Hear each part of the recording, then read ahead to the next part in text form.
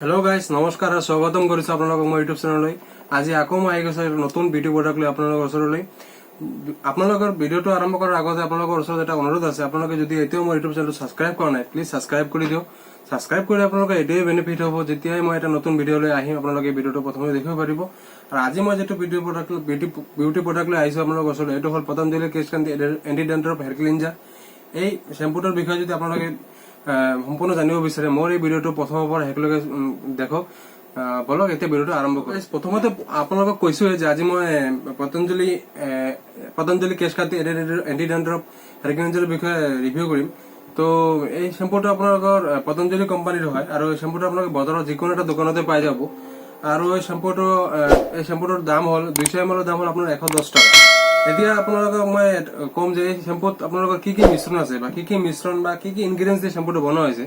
তো এই শ্যাম্পুত আপোনাৰ মুখ্যভাৱে আছে আপোনাৰ ৰজমেৰী তেল, মধু আছে, নিম তেল আছে আৰু শিকাকাই তেল আছে। তো এইবিলাক মিশ্ৰণৰ পৰা আপোনালোকৰ কি কি বেনিফিট হ'ব এই বিষয়ে মই এতিয়া ক'বলৈ যত্ন কৰিম। এই শ্যাম্পুত থকা ৰজমেৰী তেলে আপোনাৰ চুলত যদি কিবা উখাই থাকে উখাই দূৰ কৰিব আৰু আপোনাৰ চুলি গ্ৰোথ কৰিব আৰু আপোনাৰ চুলি সৰাটো কমাব। তো এতিয়া মই কম যে এই শ্যাম্পুটোত থকা মধুৰ পৰা আপোনালোকে কি কি বেনিফিট পাব। তো মধুৱে আপোনাৰ চুলিটো কি কৰে, চুলিটো সৰা কমাব আৰু চুলি হয় না যে চুলিৰ আগফালটো মানে বিশেষকৈ ছোৱালী মানুহৰ চুলিৰ আগফালটো ফাটি যায়, এইটো ঠিক কৰে আৰু মধুৱে চুলিটো শাইনিং কৰাত হেল্প কৰে। এতিয়া মই ক'বলৈ যত্ন কৰিম এই শ্যাম্পুত থকা নিম তেলে আপোনাৰ কি বেনিফিট কৰিব। নিম তেলে আপোনাৰ চুলি সৰা কমাব আৰু চুলিত থকা উখাই দূৰ কৰিব। আৰু এতিয়া লাষ্টলি আছে আপোনালোকৰ শিকাকাই তেলৰ পৰা আপোনাৰ কি বেনিফিট হ'ব। শিকাকাই তেলে আপোনাৰ চুলি সৰাটো কমায় আৰু উখাই দূৰ কৰিব।